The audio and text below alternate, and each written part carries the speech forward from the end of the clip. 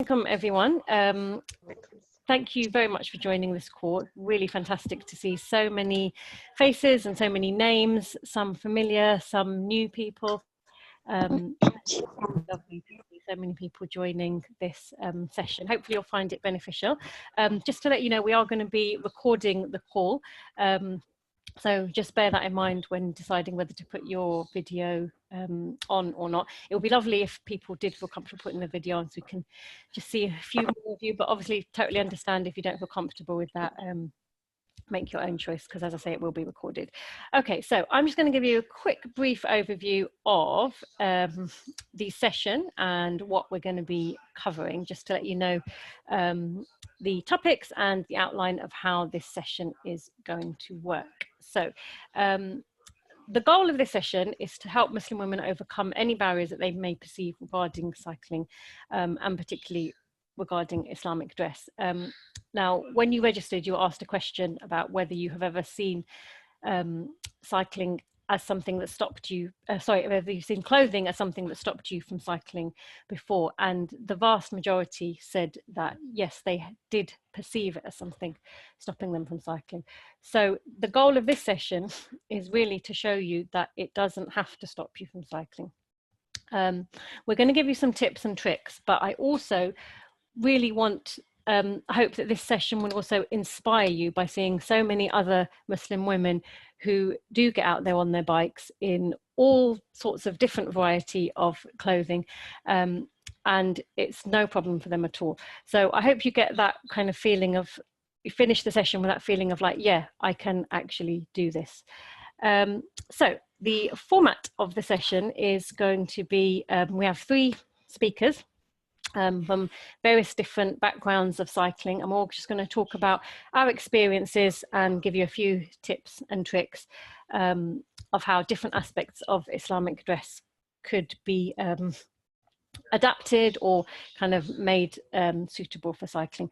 Now, when I say that, I just want to say that with the huge caveat that there are like huge varieties of Islamic dress, and we really want to cover every aspect so that whatever your style of clothing is, you will hopefully feel empowered to cycling, but also to cycle. But also, secondly, when I say that, I say it to also say that it shouldn't be a huge issue. So these are all kind of just minor adjustments that you need to make, or that you could make, that actually most people, when they are deciding whether to get on a bike, whatever dress they wear, need to just think about, okay, how can I make this work for cycling? But it's not that you have to kind of think of this whole separate gear. It's not really like a hugely complicated issue.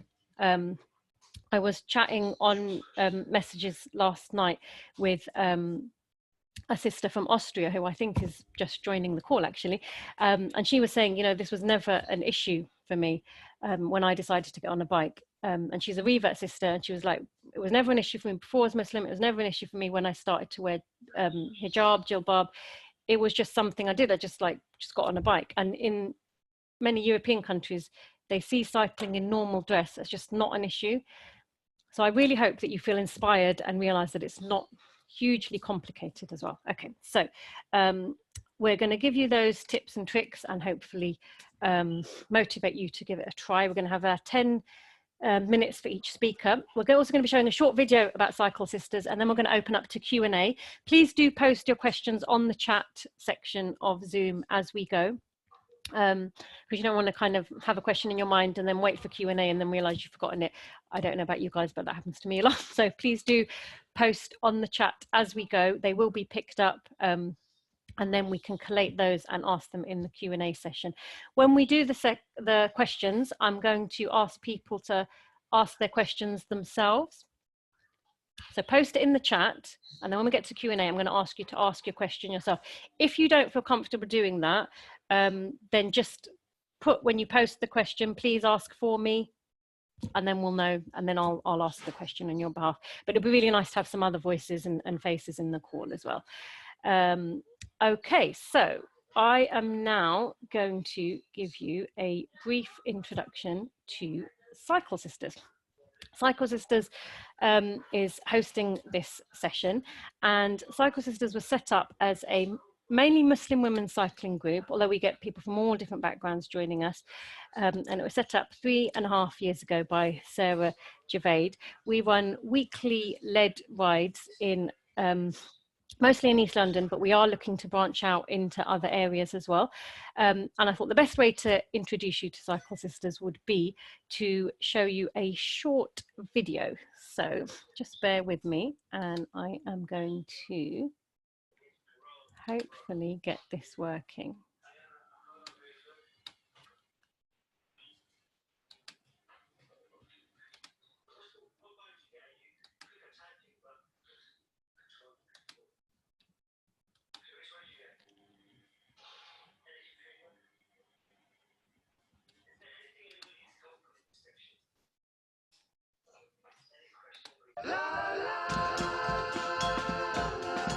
Our aim is to really try to make cycling as inclusive as possible, because we really want everyone to think that cycling is something that is for them and to see themselves as cyclists. We really feel like everyone should have the opportunity to give it a go.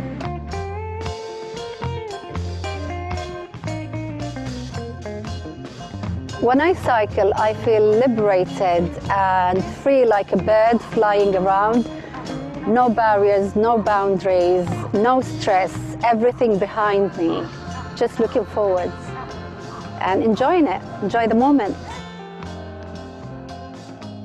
So I came back to cycling after childhood about 4 years ago. I hadn't cycled for about 15 years, and I remember thinking at the time it would have been amazing if there had been a group and some people who could have supported me. And so I decided with a couple of friends to set up Cycle Sisters to be that supportive, accessible group, just to really support Muslim women to be able to get going on their journeys with cycling.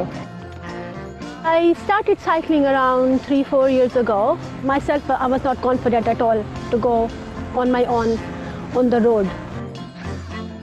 I started to build my confidence on the road. Then I bought a new bike because then I felt like I can do more, you know, and then I can help the community as well. So then I did my ride leader training. When I joined Cycle Sisters, the ride leaders inspired me through their encouragement to others, and they put me back into cycling, which I really love and enjoy, and I would like to do the same with others. Because somebody helped me as a volunteer to progress me from kind of a scratch to where I can be a confident bike rider. So I should be helping other people as a volunteer, you know, just doing something for the community, for Muslim women. And I feel good this way because it's just like, yeah, for a good, it's good for my health, and of course it's good to do for other people, like good for their health as well. The plan is to reach out to different boroughs around London, different parts of the UK as well, and to try to find some cyclists who can volunteer, get involved with us, get them trained up as ride leaders, and be able to start new Cycle Sisters groups all around the country. I got all my family now, my husband, my 5 children, all on the bikes. And I've got my own group. My family are 5 with my husband. We're all a bunch of cyclists now. And I'm the ride leader there, always.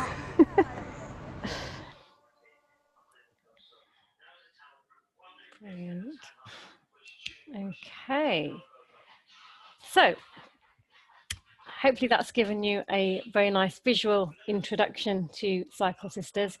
Stop posting on social media if you want to grow your coaching business. Let me just In turn this that video, off. I'm going to share with you the 3 secret myths that the gurus have been lying to you. Okay. So that. Okay.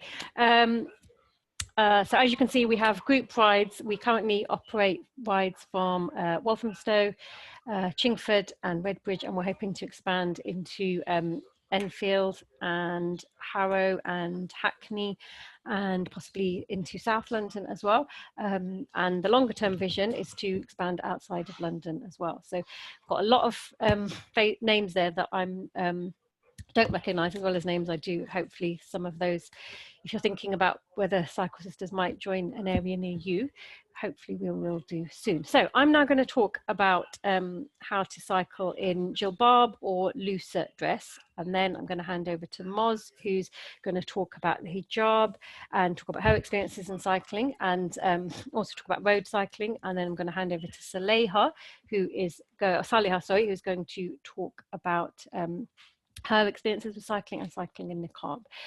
Okay, so if you are thinking about cycling in jilbab or any form of looser dress, there's a couple of things you want to think about. The first is the style of the jilbab. So you want to have one that is not too loose and not too tight. So if it's too loose, obviously the point of the jilbab or loose dress is for it to be loose, but you don't want it to be so loose that you have loads of extra fabric that's going to be flapping around.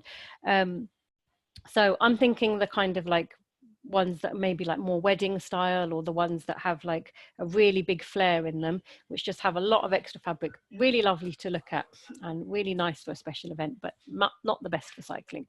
I also mentioned you don't want to have one that's too tight, so not one that's kind of straight down. With that, it's going to be difficult for you to get over the crossbar of the bike.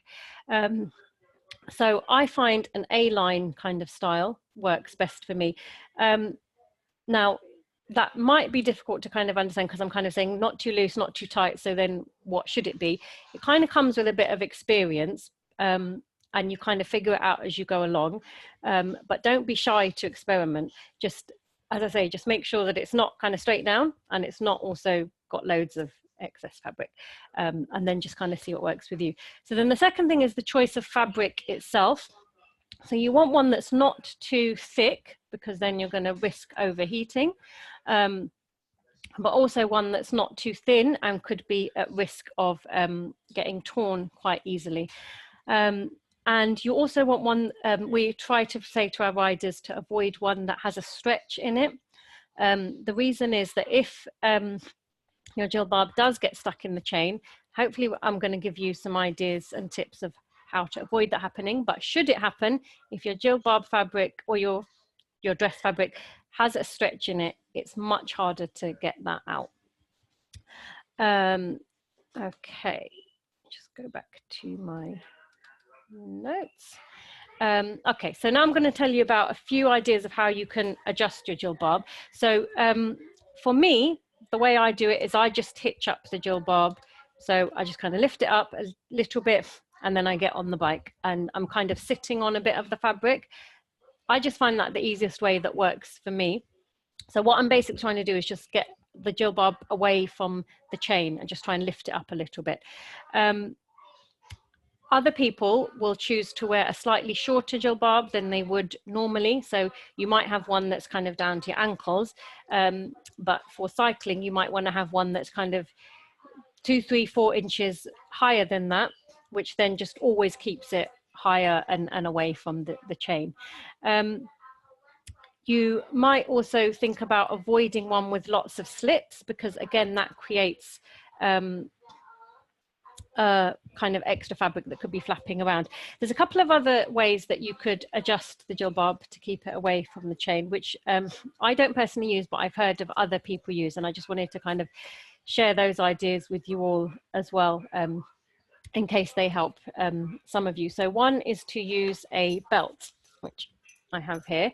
And so what you would do with that, and I don't know if this is going to work with my screen, but let's see. Okay, so you would basically put the belt on top of your jilbab or your dress, and then kind of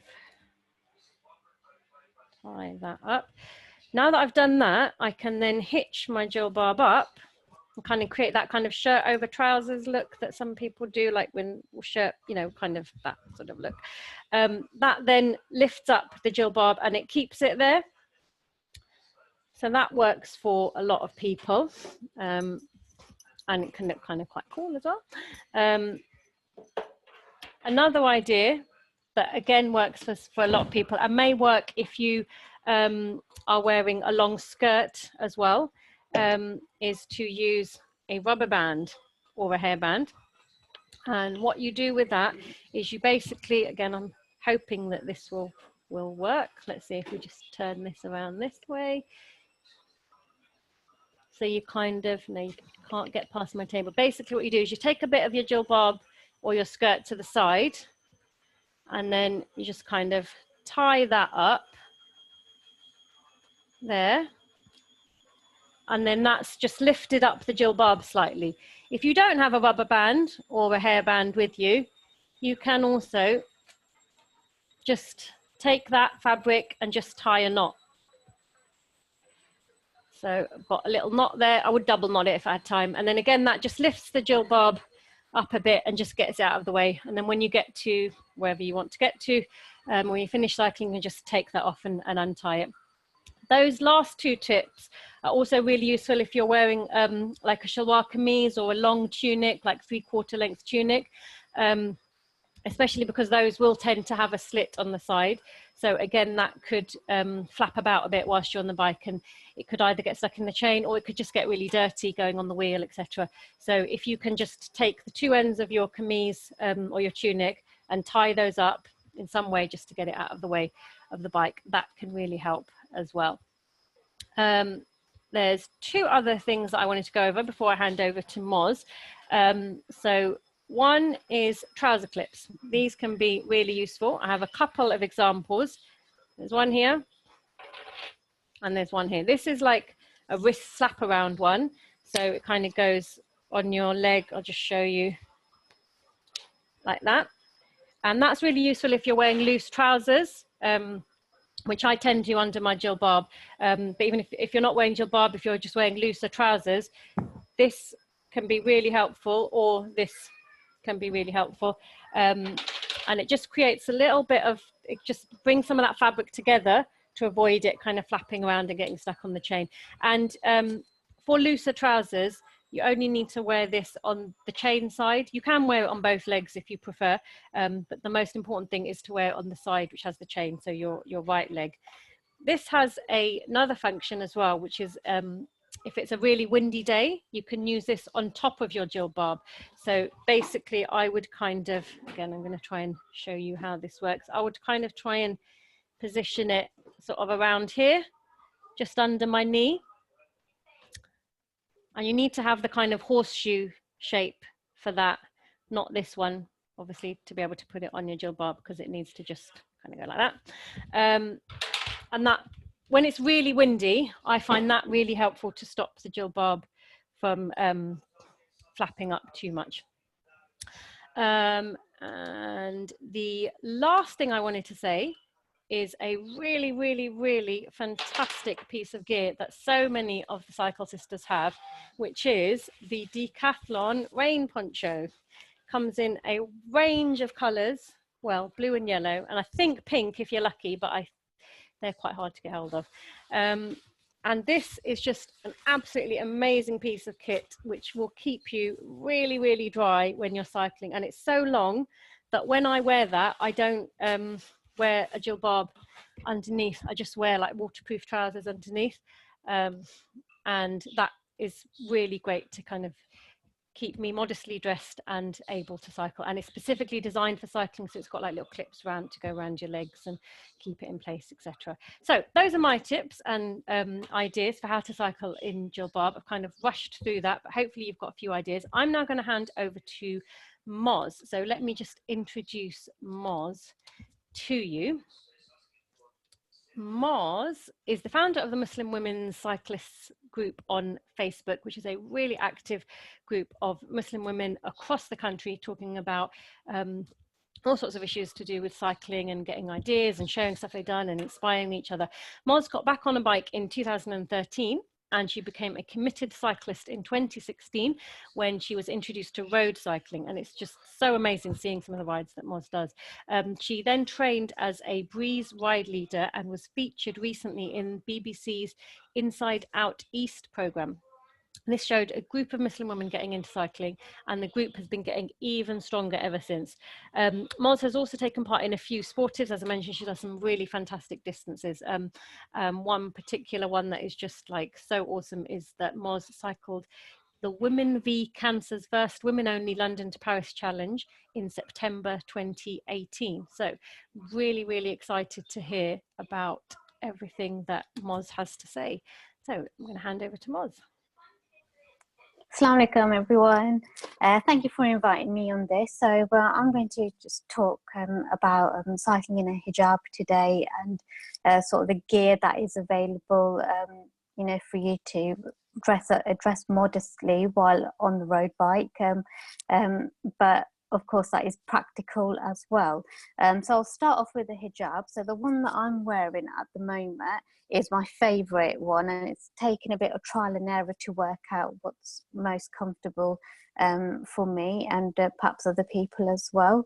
It's made of lycra, so it's very thin material. It's got little holes in there as well. It makes it breathable, because when you're on a road bike, you do get quite obviously you don't realize how sweaty you get because you're obviously going at quite a fast speed compared to perhaps if you were to cycle just leisurely. So it is important that you're not wearing too many sort of heavy layers and clothing that is breathable, so you don't overheat, and that you don't feel too sweaty. Now these are ideal because they're quite a thin material, so they're great in the summer as well. And I've got my helmet here. You want something that's thin enough that you can get your helmet all the way around, because the last thing you want is something that's quite bulky in terms of sort of material on a hijab, and you can't get a helmet around it. Now obviously this helmet is more sort of road specific, so it is going to look a little perhaps smaller than others, so it is important you haven't got too much material under there. It can be quite difficult if I'm wearing this helmet while I'm commuting, because I'll just be wearing my normal hijab that I'd wear to work, but otherwise it's pretty good under a hijab. I don't really feel like I'm actually wearing a hijab with this as well, so it is quite comfortable. I have tried other brands as well, and again, what works for some people might not work for others, but I actually started out with the good old Nike hijab, but personally for me, I just found it far too sort of tight around the face area, so you just have to use what works for you. I mean, some people use buffs, which I thought I had with me, but I must have dropped it as I came down the stairs, but they're usually neck warmers, but people use it to wrap around their heads as well, and they're equally practical if you didn't want to wear a specific sports hijab, but you've got a buff or a neck warmer lying around. You can always pull that over and then pop your helmet on. That is fine as well. What I quite like sort of wearing, and it's become a bit of a fashion with some of the groups that I ride with, you kind of pick up things from them and ideas about what to wear. So I know some people, especially when it gets really hot, might not want to wear the full covering of the hijab. Obviously I prefer to wear it, but some people might find that it's easier probably having the neck exposed a little bit, because it's important you don't overheat on a sort of ride, particularly when you're going pretty fast or it's really warm outside. I've got one of these caps. I've got some really funny ones as well, which I thought, shall I get them out, shall I not? But even something like that, you can cover sort of the top of your head perhaps, or maybe if you've got a two-piece like a buff, that works well. So there's so many different ideas you can use. It's not like a one rule for everyone. Just wear what works for you. So that's pretty much sort of the idea about the hijab. Now I've got it tucked into my jersey there as well, so just to keep it out of the way, because that's another thing. If you are going out on the road, you don't want things flapping about either, so it's important to be quite streamlined. But that doesn't mean that things have to be sort of super tight, skin tight. It can be just what you're comfortable in. And what I'm wearing is obviously a cycling jersey, so I tend to wear this more in the winter or autumn when it's quite cool, and it's slightly fleece lined as well, so it's important that you wear, building up those layers. There's base layers you can wear underneath, and it's just important that you're not on a ride and you feel too hot and clammy, or it feels like your clothes are sticking to you. So that's why lycra is quite important if you're out doing your road riding, because typically most road rides would probably be over 10-15 miles. You could be doing perhaps 25-30 miles per ride, and if you're going on sort of longer distances or sportive, they can range from pretty much anything from 35 miles to perhaps even 100. You know, that's just sort of like a short sort of snippet. I don't want to spend too much time talking about all the different types of clothes you can get, but of course, you know, ask about those in the Q&A. But as I was saying before, layering is important. Come dressed up, just to sort of show you know, what it all looks like. So let's say if it's the summer, so winter's gone now, we've got the summer. Now this is the short sleeved, it's actually sort of a leisurely recreational fix. I really don't like ridiculously tight stuff, but you know, that's just my preference. So this is a mountain biker's short sleeved top, and what I'm wearing to cover my arms, they're actually just basic cycling arm warmers, which, you know, you can remove, you know, or put back on depending on how you're layering it. What I would advise is, obviously, if it is really warm outside, don't do what I did last year in 33 degrees heat from Peterborough to Cambridge. I literally overheated within sort of half an hour. Probably choose white sort of clothing. So perhaps get white arm warmers, because obviously it reflects the light rather than absorbing like the black ones do. And probably get a white hijab as well, because they're one of the two things on my list now. So, you know, for you know, warmer weather cycling, just wearing appropriate coloured clothes as well is just as important. I'm not really like paying much attention to the time. How long have I got left? A couple of minutes. Couple of minutes, okay. So I've spoke about arm warmers, I've spoken about jerseys, and just to show you why these are really cool, so you can get them in all sorts of designs. I've obviously gone for something, to me, looks like Islamic geometry there. You know, you've got pockets in here as well. So if I demonstrate some cycling glasses, I want you to put things in there, maybe a cycling pump, maybe a banana for fuel.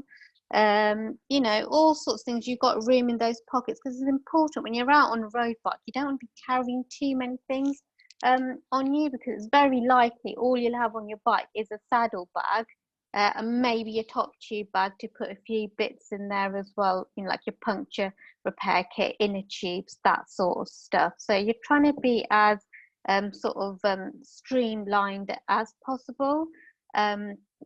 One more thing I wanted to go through as well, which I didn't discover until a lot later on in cycling. When I first started out, I was very conscious about sort of the tight lycra, and that's what other people wore in the group. And I'm always wearing sort of, you know, longer, you know, sort of bib, sort of tights. What I've got on here, excuse the mess in my room on my slippers. Can you see them? I'm trying to flip my camera over. So yeah, just something that's long. Sorry for the quick sort of thing there. Yeah, so bib tights are great because they go all the way up, and you know, you've got a strap at the back that, you know, you can also pull down, that kind of thing, you know, toilet breaks and that stuff.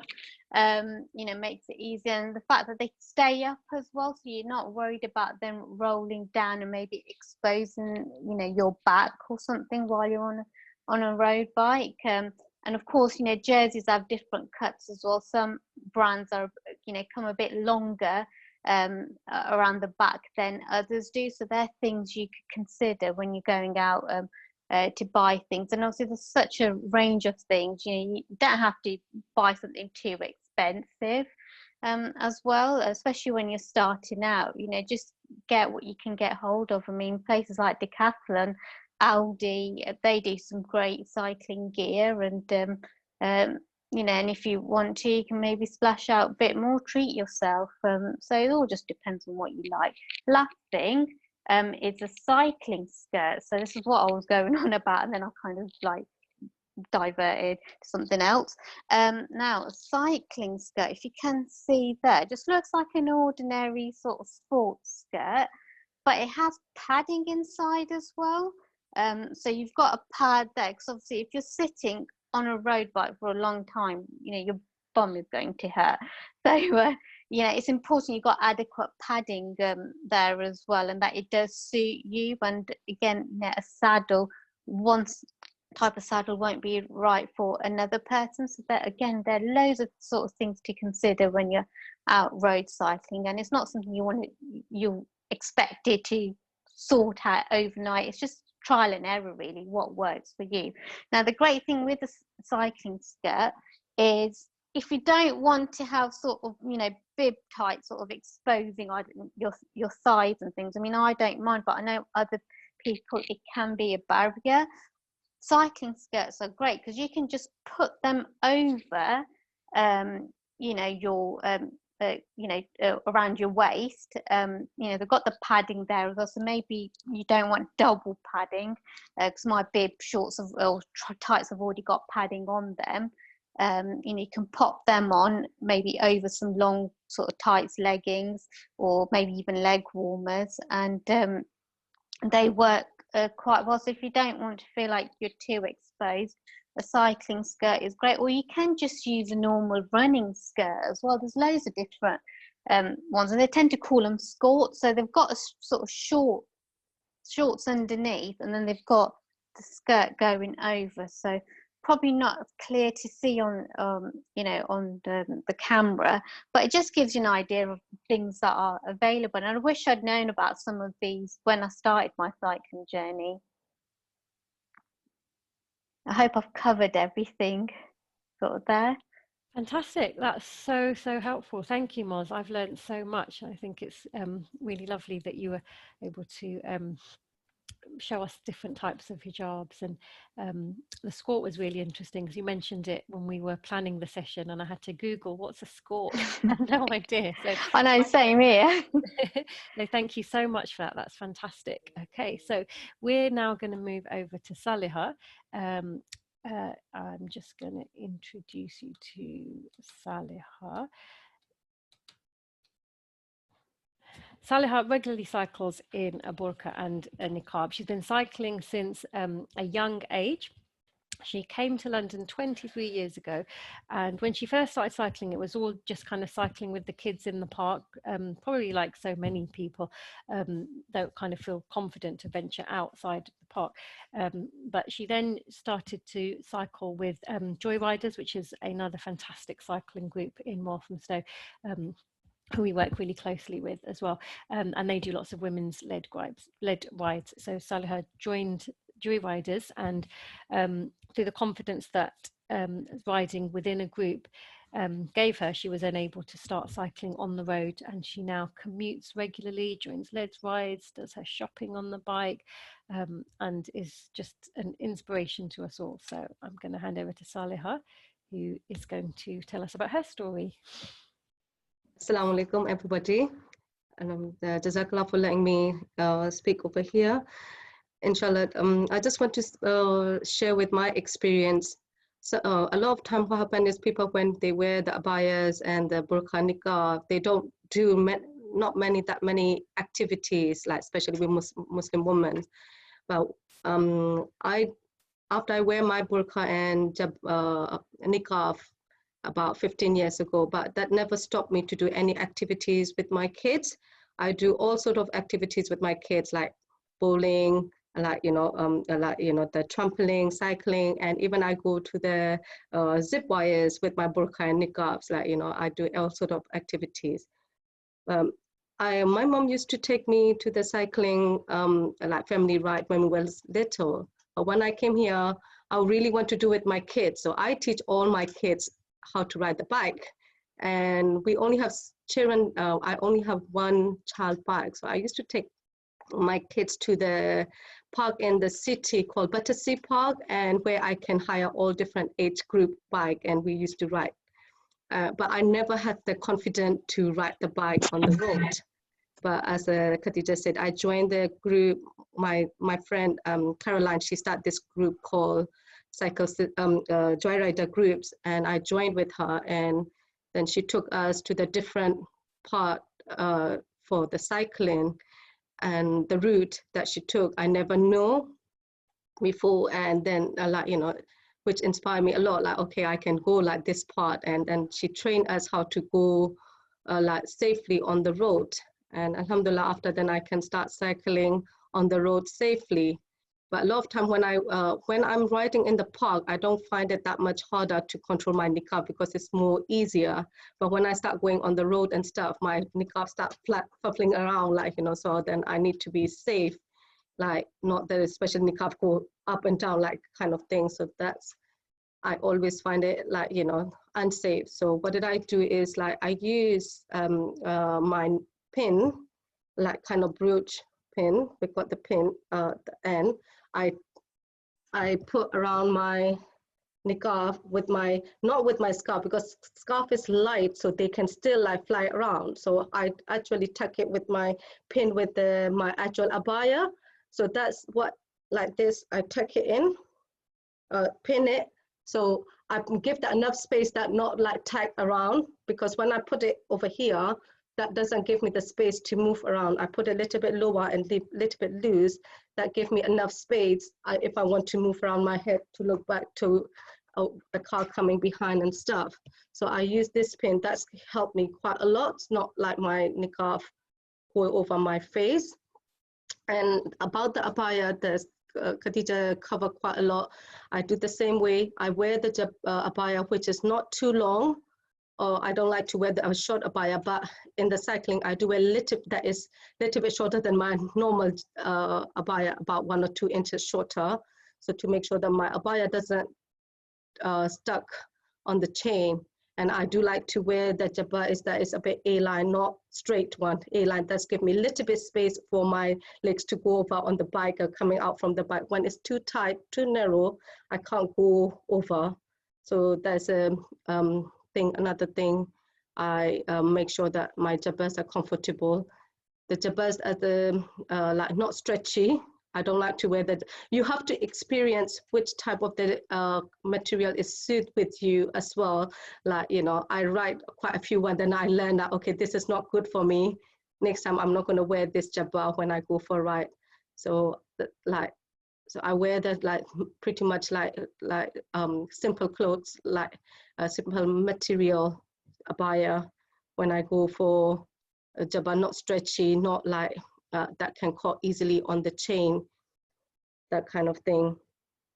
Is there anything I need to cover? Yeah. Anything else do you want me to cover? I think that's been really comprehensive and really so useful. So I think we could move over to the Q&A now, and if there is anything else that comes to mind, you can hopefully bring that out in that section. So that's been so fantastic. I've found it really helpful to learn from you guys. I hope everyone else has as well. So we have had one question posted on the chat. Please do post your questions on the chat so we can pick them up on there. Otherwise I'll just open the floor out and anyone can just put their thumbs up. I don't know if you know how to do that, but let me just let you know, the bottom of the Zoom screen, if you hover your mouse, there's a section on the bottom right which says reactions, and then that allows you to put a thumbs up. So if you don't want to type your question but you still want to ask a question, you can do a thumbs up. Hopefully you can see that on my screen by clicking that on the bottom right, reactions, you can do a thumbs up. So that's another way to just kind of alert us that you've got a question that you want to ask. So we've had one really fantastic question come through from Shuhena, and I am just going to unmute Shuhena so that you can ask the question yourself. Oh, there we go. Assalamu alaikum. Walaikum salam. Lovely to have you with us. I don't know why, do I need to, I don't know, how do you put it on video? Okay, so on the bottom left of the Zoom screen, there's a button that says start video. If you click on that, then the video will come on. Yeah. Okay, so I'll just say my question for now. It was just about, I don't dress particularly modestly. In fact, I probably wear all the stuff that Moz was talking about, like on my road bike. But yesterday on my turbo, I was trying to stay it up and I had to pedal a lot, and I was wearing a dress, and it wasn't a jilbab, it was just a long dress that came past the knee, and it was getting caught a lot. Like, it was getting caught on the frame, it was getting, like, I've got a hand pump on the side, it was getting caught, and I was thinking, oh my god, how do these girls like ride? Because, you know, it's constantly catching. And for me, I guess, like, it's more important to be pragmatic, and it's more important to enjoy my ride than be like super modest, because I feel like that's what's important to me. But like, I'm guessing for other people it's more important to like be Islamic, and I totally respect that. But I'm just curious, like, how you avoid like accidents and stuff happening. Yeah, I think that's a really important question, and something I'm really glad you've raised, because we really want to make sure that we're covering the safety aspects of how to cycle in Islamic dress as well. So it's fantastic that you've raised that. I'm going to just cover a couple of things that come to mind, and then Saliha and Moz, if you have any thoughts, if you can do a thumbs up, and then I'll know to turn to you, otherwise we can move on to the next question. And also, if anyone else who has joined the call has any comments that they want to make in relation to a question that's asked, again, please just put your thumbs up and we'll know to come to you. So I would say it's very difficult to know why that happened yesterday without kind of seeing the whole setup and what kind of dress it was, and the kind of style of the bike, etc. But mainly the kind of what kind of dress it was. But I would just kind of go back to the points that I raised earlier. And I think you joined in the middle of my section, so perhaps didn't hear some of those. But it's things like just kind of looking at the style of dress. So when I'm wearing a jilbab, and it would apply with a dress of whatever length, you want to make sure that it's not too loose. So if it's got a lot of extra fabric, then it is going to flap about and potentially get stuck. If you do want to wear a looser dress in that way, then I mentioned at the end of my section a couple of things that you can do to get that excess fabric out of the way. One was to use a rubber band, and I'll just show you again. You can just kind of tie up a little section of it, and that will get that out of the way. Or you can just literally take two bits of it, bunch them up, and just tie a knot if you don't have a rubber band or a hairband with you. When I was training to be a cycling instructor with Cycle Confident, the trainer, so I mentioned that because obviously she is then a hugely experienced cyclist as well, would come in every day. It was the heat of summer, it was in the middle of a heat wave, and she'd come in every day in a long skirt. And I think I never asked her, but I think she kind of did it on purpose to show us that you can cycle in a whole range of normal clothing. And then whenever we went out on the bikes to do the practical side of the training, she was the one who taught me the rubber band trick. So she would just tie up the skirt on the side and it would lift it out of the way. So there are kind of ways that you can adapt a skirt to make it suitable, but then also just in the first instance thinking about that style of the skirt, and whether it would be suitable for cycling or not if it's got a lot of excess fabric. Does anyone else have anything they want to add to that?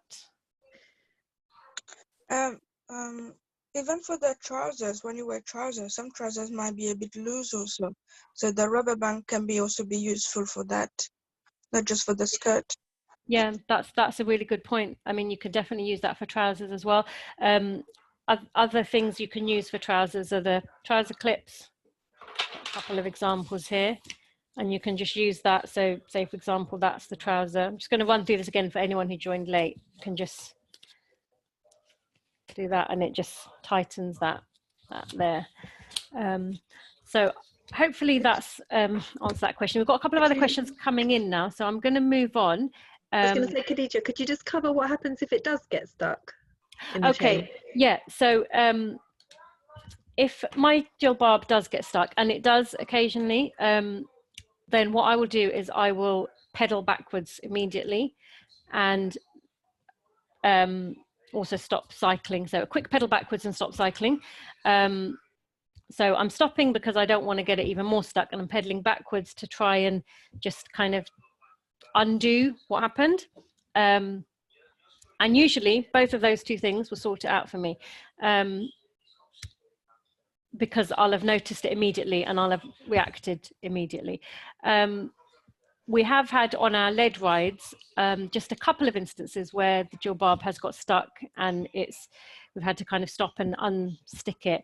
And in definitely one of those instances, I can't remember what happened in the second instance, but one of those instances, it was the stretchiness of the fabric that had made it really difficult to resolve the problem so quickly. So it's really important to get the right choice of fabric as well. Okay, so we have now a question from Fatima. So I'm just gonna unmute, or if okay, can Thank you, sister. Jazakallah khair for this. I just wanted to ask, you know, you had showed that horseshoe band. Yeah. Yeah, where did you get that from? And also the second sister, Moz, where did she get her hijab from that she was wearing? Okay, so I got this from a bike shop. So if you just go into any bike shop, well, they're pretty much closed. If you look on Amazon for a trouser clip, then this is what's more likely to come up. This is like a slap around band. I find these really useful. So if you're looking for this type, then it's a slap around band. If you search for trouser clip, that's what should come up.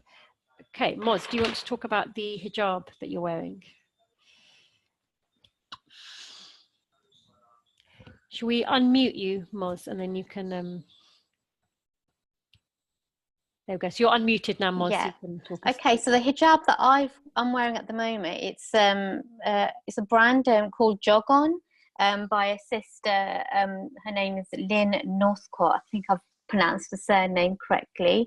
And she's got a Facebook page, and she's got a website as well. So if you just Google Jog On hijab, or search through it on Facebook, she's got an online shop, and that's where I bought it from. And I think it's really fantastic, because out of the couple of hijabs that I've tried on, you know, including the Nike one that I wore for quite a while, this is the most comfortable one and the most lightest as well.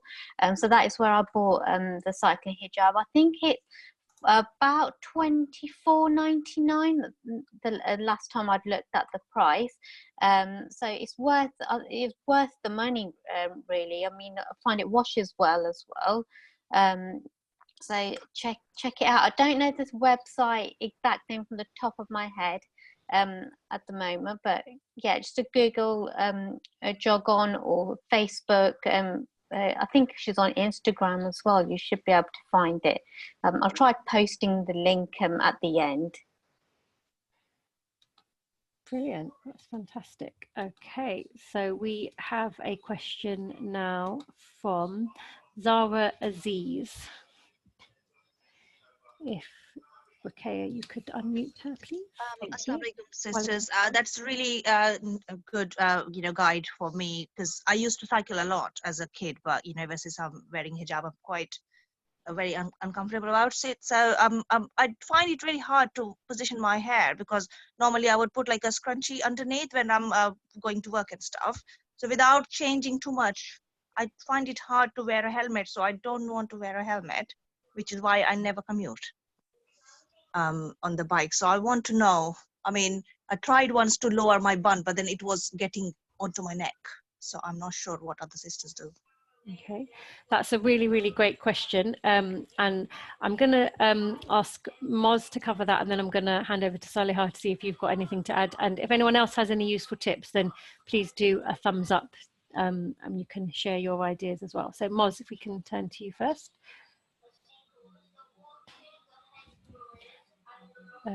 You're not unmuted yet, Moz, so there we go. Oh, okay, yeah. We can hear you now. Yeah, that's a really good question. And I'm actually wearing a high bun right now, but I guess it depends how long your hair is as well, to be able to fit a helmet comfortably. And I think the best thing you can actually do is just go into a bike shop and just try different ones on.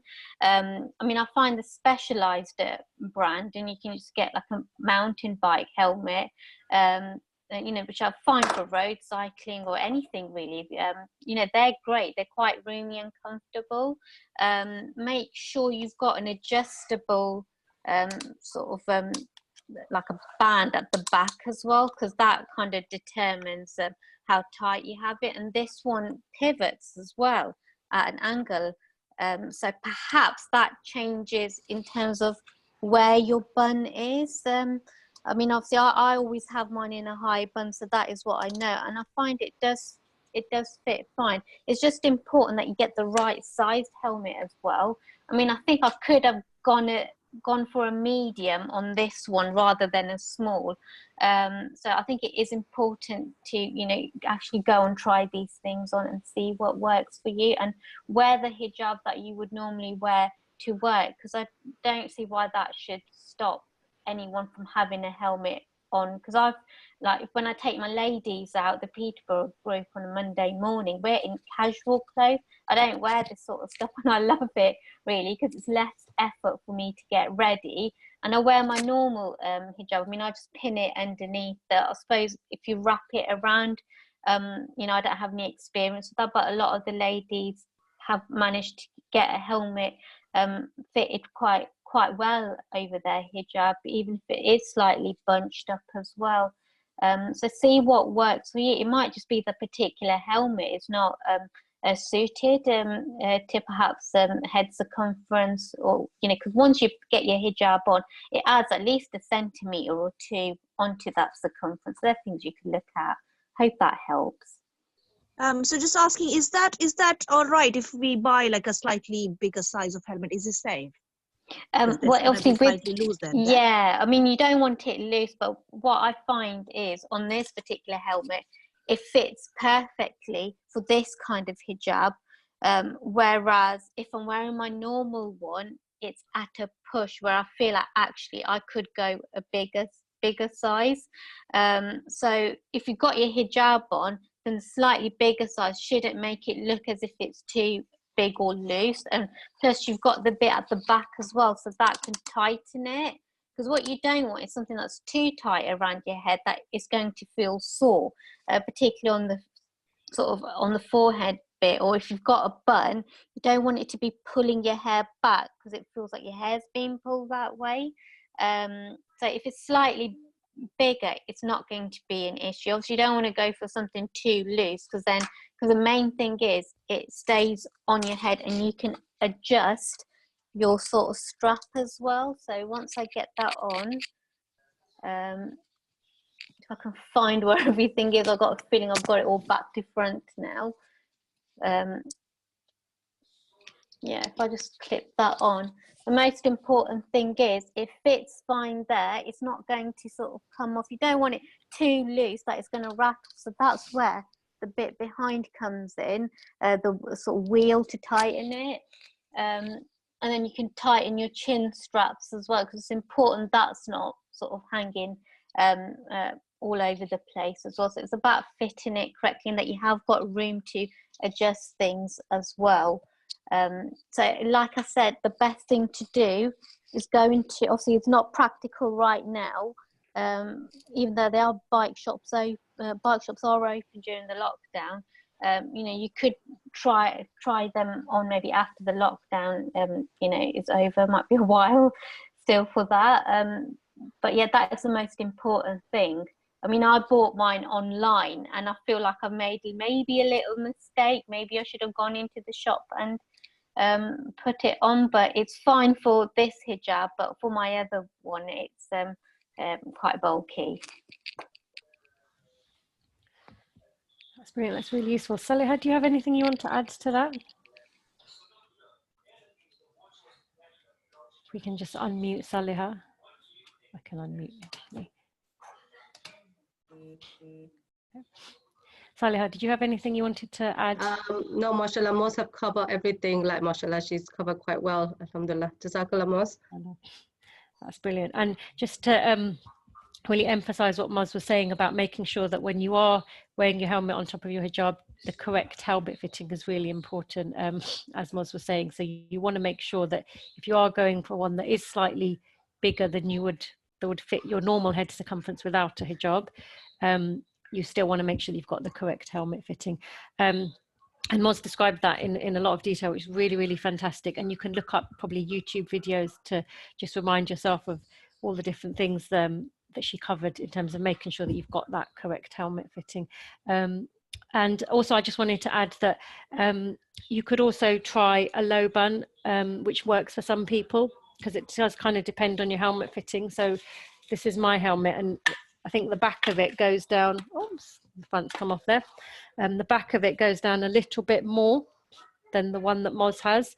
So for me, a low bun works better. So really it's about trying out different helmets, and also trying out different hairstyles. Just kind of have a play around with it at home and just see what feels comfortable and what feels like it would work for you. So I'm going to move on now to, I think there's another question that's just come in on the chat.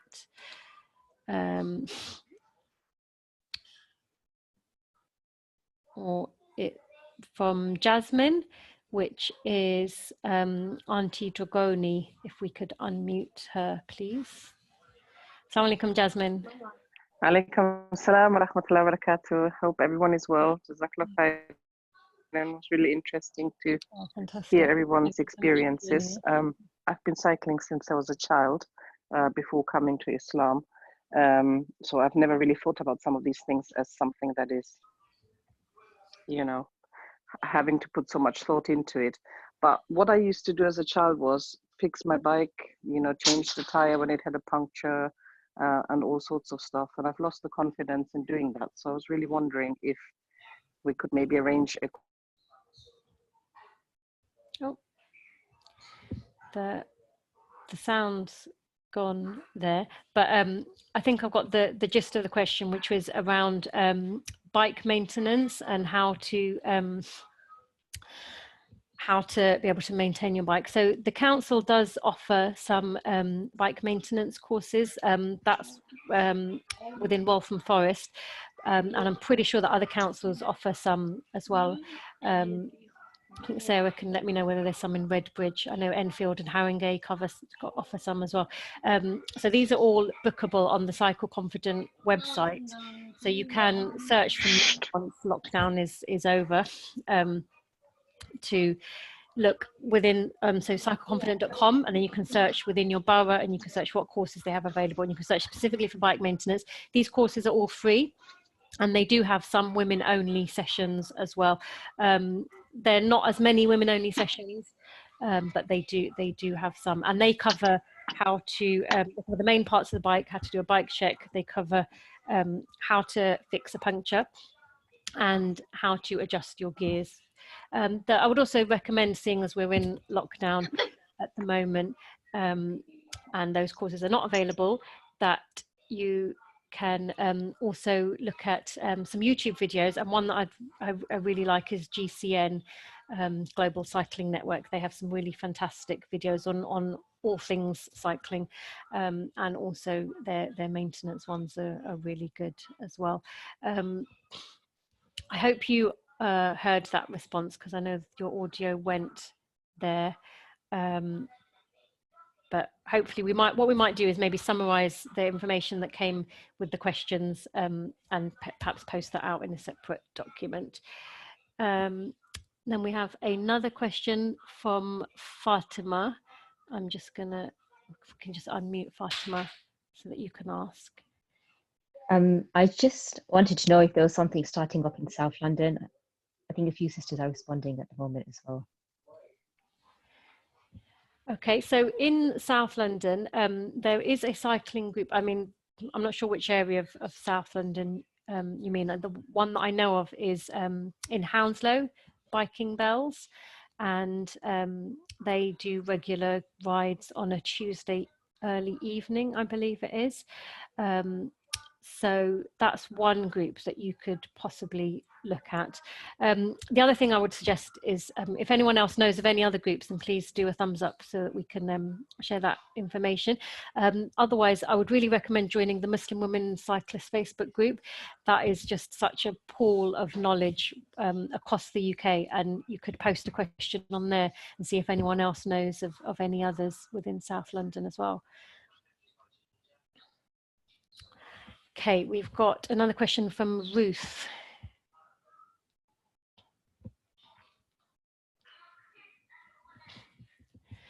If we can unmute Ruth, please. Assalamu alaikum, Ruth. Oh, hello, Ruth, if you want to ask your question. Oh, sorry, yes, assalamu alaikum. I just got the answer by text, so alhamdulillah.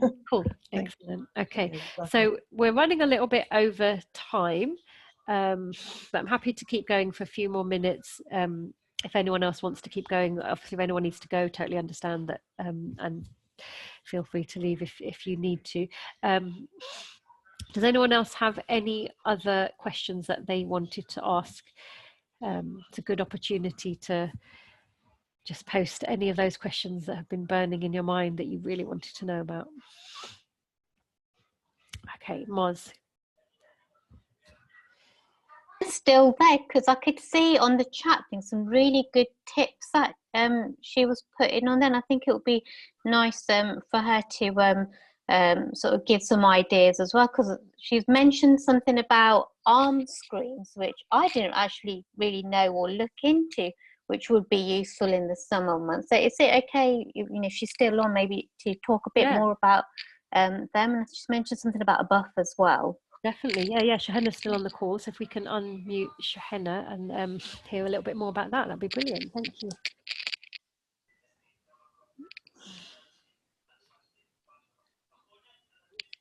Hey, yay, we can see you. Yeah, sorry, I'm just like still in my pajamas, like, oh, what time is it? Yeah, assalamu alaikum. It's really nice to see so many sisters. Yeah, it's lovely. I don't really cycle with that many, if any, Muslim women actually, because all the clubs and stuff that I ride with, there aren't any Muslims on the club, so it's really nice to see so many women who like cycling. And also what the stuff that Moz you were saying, it feels nice that I'm not the only one wearing that kind of lycra. Like, yeah, I feel a bit self-conscious, to be honest. What I was saying about arm screens is that they're a little bit expensive. So I bought them from Rafa and they're like £35. But you basically put them on first and then you put your jersey on top. So I don't know if that's how you wear your arm warmers. But they're designed for UV rays and they're designed for the heat. So it's supposed to stop you from burning. And so you either type in arm screens or arm foils, and they're different to arm warmers. They're not supposed to keep you warm, they're supposed to keep you cool. And it's just made of like a thin piece of lycra, if that makes sense. And then there's something similar you can wear for your legs. I don't know how comfortable I'm going to feel wearing them, because the problem that I have with wearing leg warmers or leg screens is that when you wear like bib shorts or like padded shorts and then like leg warmers, it just feels quite immodest. Like it feels a bit wrong to like wear, I don't know, wear a hijab and then wear such tight clothes and then like the padding on your bum shows, and I feel really awkward. So I don't wear the skirt or anything, but what I wear is something called padded boxers or padded liners. So they're not like proper bib shorts that you wear on the outside. They're designed for you to be wearing on the inside. So if I wear leggings on top of those, you can't see the shape of my padding or anything like that. So it feels a bit less like exposing. But I mean, I might try your skirt idea, because I feel like that's the only bit that was like frustrating me, because everything else, like I wear long sleeves or I wear long leggings or whatever, but I just felt that area I was a bit exposed. About the buffs, what I was saying is that I've tried a whole range of them, and the cheap ones from Decathlon, they're about $2.99, work really well. They're just super thin and like you can just whack them on and off. And with the Nike one, because I've got a couple of the Nike hijabs, I find that they're too flappy and they've got too much room. So they might be tight around the face, but around when you put a helmet on, it's too flappy at the bottom. Whereas the Decathlon ones like just sit nice and snug. But then I've also bought ones from Buff, the company Buff, and they range between £15 and £20. But but I found them really good in the heat as well. And they come in different colors. And like if I was wanted to like treat myself to a hijab, like I bought a few from Buff because I thought they were nice. Castelli have a Buff which is a lot more tighter, but I think if you want breathing space, you probably don't want to wear the Castelli one. Yeah, that's all I can think of right now. That's really great. That's really helpful. Thank you so much for that, Shohana. Loads of ideas of how to of different brands of buffs and what some other type of cycling gear that we can use is. That's brilliant. Thank you. And we have one more question from Zahra. We can. Yes, it's me again. So I find if I wear less, I mean, I'm always very cautious. How do I carry it? What do I do? Do I need to take a bag with me? Not on commute, like on a leisure as well. But so I just tie it around myself, which makes me even hot. So yeah, I'll answer that one. So yeah, a bag would probably be useful. So there's a number of different ways that you can carry your kit whilst you're cycling, and they vary in terms of what kind of distances you'll be covering, because Moz mentioned that if you're doing road cycling, you want to have as less on your bike as possible. So I will ask Moz to comment on how you carry your kit when you're road cycling. But in terms of kind of a leisurely ride or a group, the kind of group led rides that we do, a lot of the riders will have a pannier. So you have a rear rack on your bike. I don't know if I can show you, but it's kind of this thing here on the bike is my rear rack. It's probably a very funny angle, but basically then I can clip on here. I don't know if you can see my hand. I can't see my hand. Anyway, basically you have a little rack on the back of your bike, and you can then clip bags onto that, or just a rucksack on the back to carry whatever you need with you, whether that's clothing or anything else. So that tends to be what most of us do. But Moz, do you want to comment on what you might do when you're road cycling and you're layering up? Is that in terms of like when you're carrying things, to answer the sister's question? So what I have on my road bike, and I try and keep it minimal, is a saddle bag. So it goes underneath your bike seat. And surprisingly, you can put quite a bit in there, but it's mainly designed to put things like tools in there, maybe a mini pump, inner tubes, maybe a few bits and pieces, maybe keys, that kind of thing. Should pop in there. You can get top tube bags as well. So it sits on the top tube of your bike, where you can carry extra bits like snacks. In that if you don't want to put them all in the backs of your jersey pockets, because it can get quite bulky. And I'd probably suggest just having your sort of essential things that you want to keep close to you, like your mobile phone, cash, perhaps maybe like a fuel or an energy gel on the go. But on my other bike, I use a pannier rack, which is really good because you don't feel like there's anything sort of on you. Obviously going to carry a bit more weight, but if you purely wanted to carry stuff on your bike, then panniers are excellent. And then, as you suggested, a rucksack as well. So if I was on a longer ride on a road bike and I had to carry maybe like a change of clothes in there, then I would try and get a rucksack that is quite specific to perhaps cycling, where you're not going to get the strain on your shoulders while you're riding it, and probably think about how much you're putting in there as well, because the last thing you want is your shoulders to hurt. But on a short commute, a rucksack is ideal.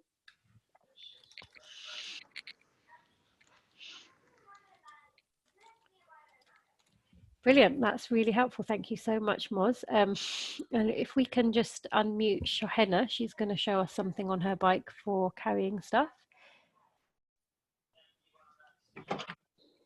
Just a second.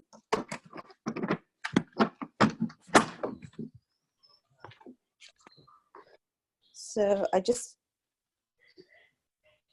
do I, oh, here we go.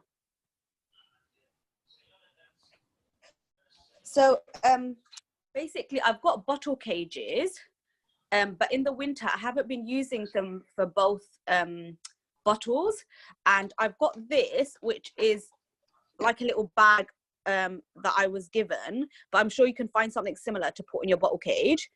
And say, for example, even if you don't have a bag, what you can do is use another empty bottle and use one bottle for drinking and one bottle for storage. So if you want to put like food or, I don't know, house keys or whatever in a like a bottle like this, you can put one there and one here. So it saves you like having to put like other stuff on. That's all I wanted to add. That is such a useful tip. I think that's fantastic. Thank you so much for that, Shohana. So I think we've finished with all the questions. Oh, Louisa's got a question. Assalamualaikum, Louisa.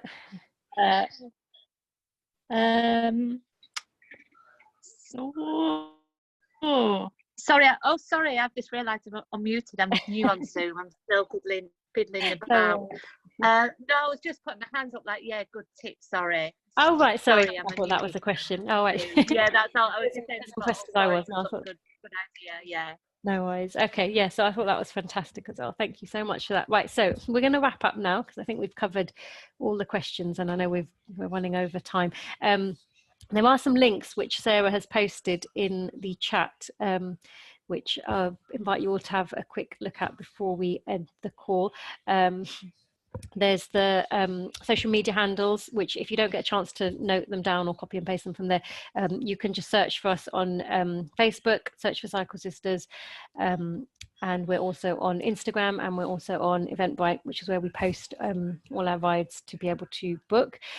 We also have some really active WhatsApp groups where people share a lot of information and get a lot of support when they're starting out their cycling journey or any stage of the cycling journey.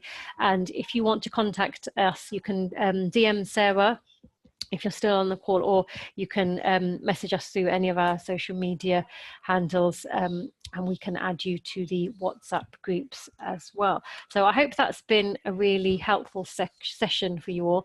And as I said in the beginning, I hope you've got some really good ideas of what you can do whilst you're cycling, but I hope you're also feeling like, yeah, I can really give this a go. There's not really anything, definitely not clothing, that's holding me back from cycling.